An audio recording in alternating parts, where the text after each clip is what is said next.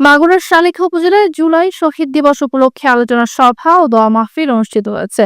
বুধবার সকাল 10টায় উপজেলা পরিষদ সম্মেলন কক্ষে এ আয়োজন করে উপজেলা প্রশাসন।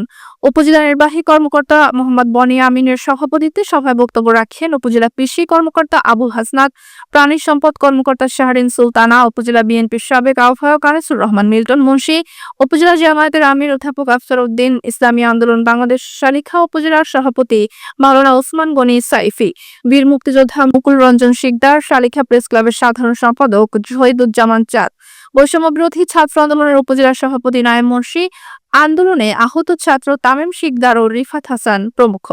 বক্তারা বলেন, শহীদ আবু সাঈদ, মুক্ত ও রাব্বি সহ যারা স্বৈরাচার বিরোধী আন্দোলনে জীবন উৎসর্গ করেছেন তাদের আত্মত্যাগ কখনো ভুলবার নয়। তারা বৈষম্যহীন ন্যায়ভিত্তিক বাংলাদেশের স্বপ্নে প্রেরণার উৎস হয়ে থাকবেন। সভা শেষে সকল শহীদের আত্মার মাগফিরাত ও আহতদের দ্রুত সুস্থতা কামনা করে বিশেষ দোয়া অনুষ্ঠিত হয়।